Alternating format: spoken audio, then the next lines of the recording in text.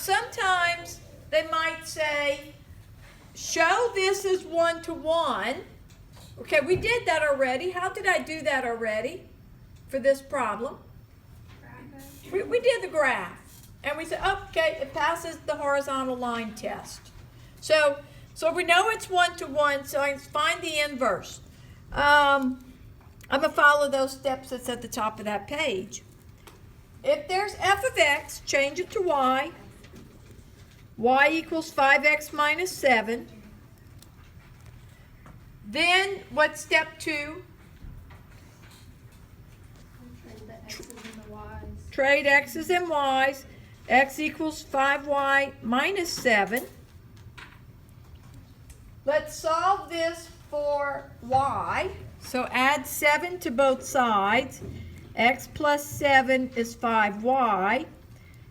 Then divide by 5. X plus 7 over 5 is y. And then I have it. F inverse of x equals x plus 7 over 5.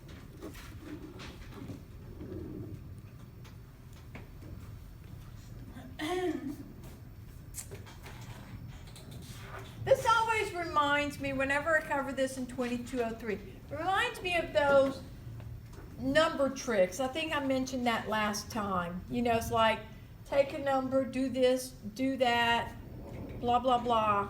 And then they'll tell you something about the number you got at the end.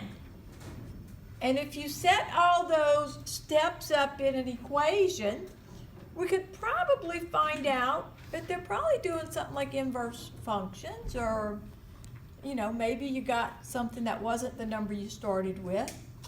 Sometimes you get what? Your birthday followed by the year. You know, some of those I've seen. All right, anyway, there's an inverse function. I'm going to do another example, or I'm going to have you do another example.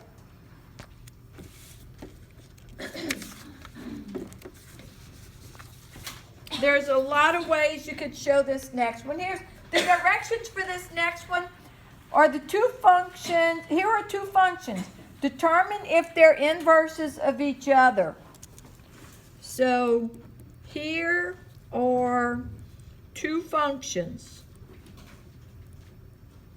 Great test question.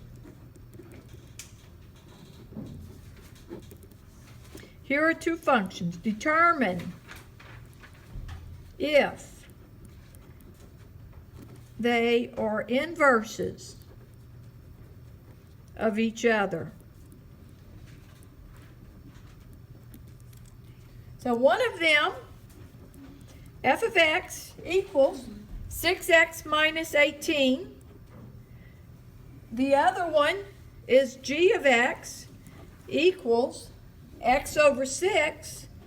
I'm thinking this, plus 18. I'm thinking this, f did multiply by 6, subtract 18. Okay, so g, I'm dividing by 6, and I'm adding 18. Are they inverses? While you investigate this problem a little bit, I'm going to check email and see if I got a reply yet about the matching situation, see if we're going to be ready to start tutoring tomorrow.